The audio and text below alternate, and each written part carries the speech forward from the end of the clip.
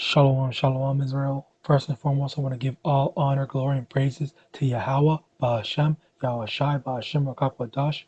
Double honors to the elders and apostles of Great Millstone who taught us the truth. Shalom to the mighty Akim and Akwath out there who are diligently waiting to be delivered from this final captivity. And today's topic is going to be talking about so-called karma. Now, the reason why I want to talk about this is to basically give an understanding as to, why and to not only why, but how we're supposed to act in the world, like what yields, what truly yields um good to us. How do we reap what we sow? And I'm going to get into that. So, firstly, Proverbs chapter 19, verse 17. He that hath pity upon the poor lendeth unto the Lord, and that which he hath given will he pay him again.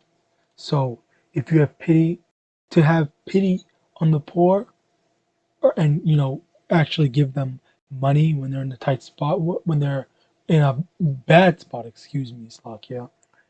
Uh, that's basically what, and the poor is basically lending to the Most High spiritually, because that you're giving charity. And the poor in this context, it doesn't have to mean, someone who's actually poor and actually homeless. It could just mean like someone who just needs help. And I'm going to get into, and basically what that is it's basically someone who that needs help. It could be anyone. It doesn't have to be specifically a homeless person.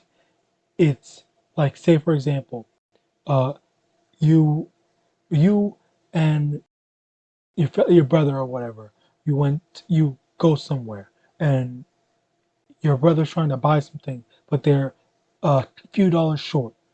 You giving them that money, that and not expecting to be paid back, because for whatever, maybe for whatever reason, they money's tight for them, or even if it's not tight for them, they could pay you back. You just choose, okay, you don't no need to pay me back. It's just a few dollars. Okay, that's the type of uh lend to the poor. Is There is that, but there's also um giving unto the poor, the spiritual meat and bread to feed feed the flock. And it's a lot that goes into it. But at the end of the day, your work of helping that brother out, could be it spotting them a few dollars, be it preaching this word. uh it all goes it is all like you're loaning out your labor, you're loaning out your money to the Most High. And the reason why it's said like that is because the Most High will pay you back what you do. So if you do good, you help someone out, then the Most High, YAHAWAH will help you out as well. All right. Now, going into uh, who should you help?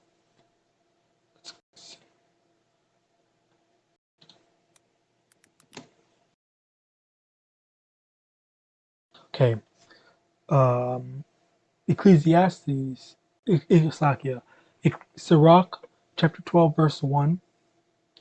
When thou wilt do good, I know too who thou, Slakia. Ecclesiasticus, chapter 12, verse 1. When thou wilt do good, know to who thou doest it, so shalt thou be thanked for thy benefits. Okay? When you do good, know who you're doing it to. Okay? You can't just say, okay, this person needed my help, so I'm just going to help them.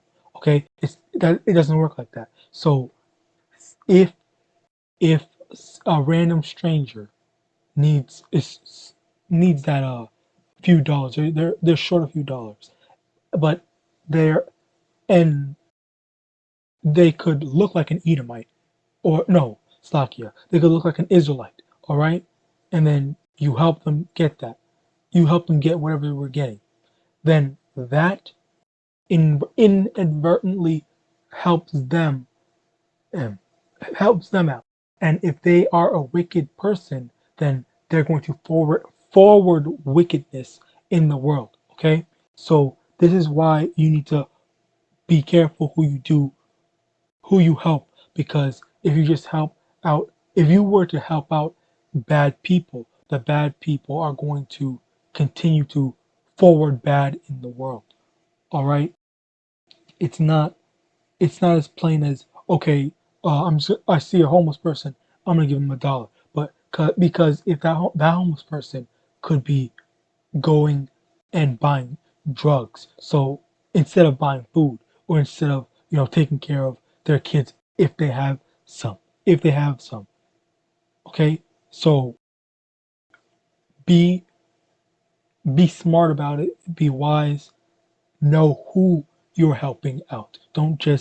Be don't just be indiscriminate. Verse 2, do good to the godly man, and thou shalt find a recompense, and if not from him, yet from the Most High. Do good to the godly man, meaning a man of the Lord. Do good to a man of the Lord, and there will be recompense, meaning that there's going to be a reward for it. If not by the person you help, the man of the Lord that you help, if they don't help you, then the Most High will help you, because the Most High, he he he has his people. He has the people that keep his law, statutes, and commandments. He has his people that follow his word diligently, who have faith in him. All right? It's not just, oh, random, let me give some money to charity. And as a matter of fact, a lot of charities, they don't really help them out. Like, I don't know, when I was growing up, when I was still going to school, I heard a lot of people saying, not even school, but middle school, to be specific.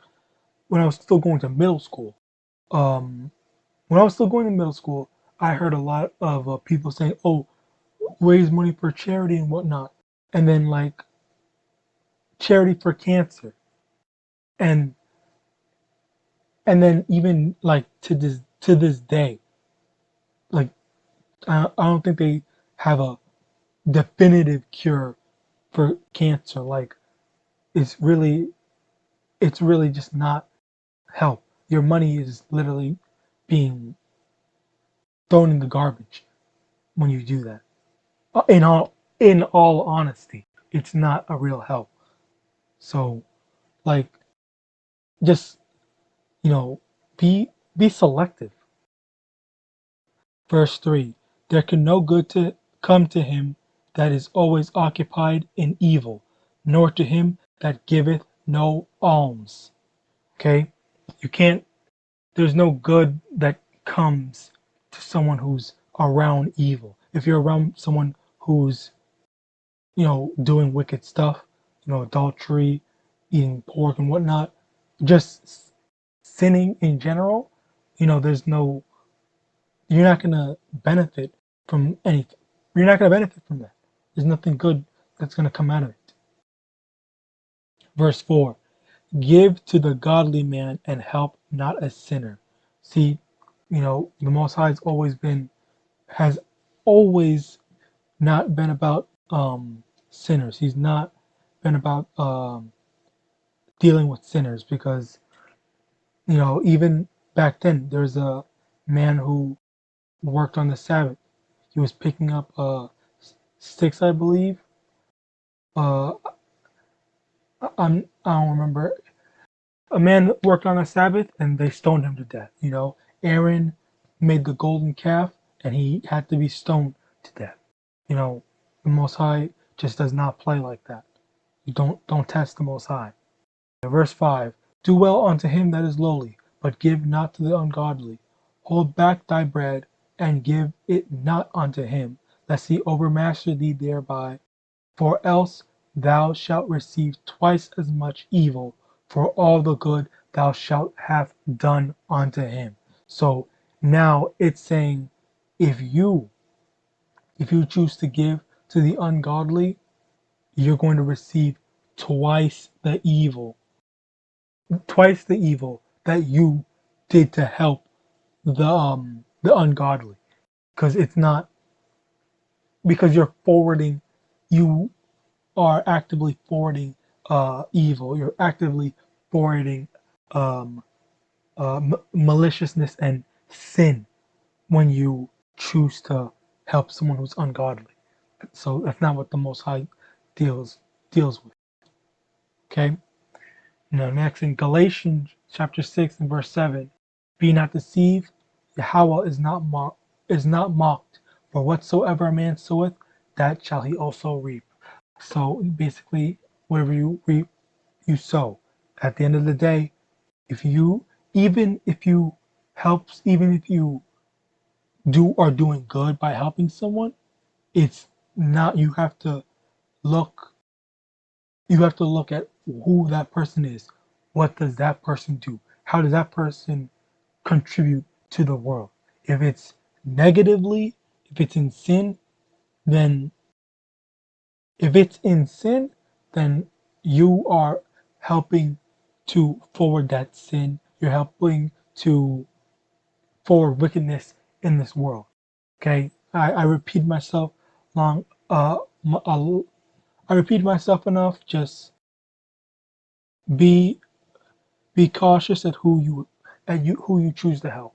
All right, uh, and don't give no credit to karma.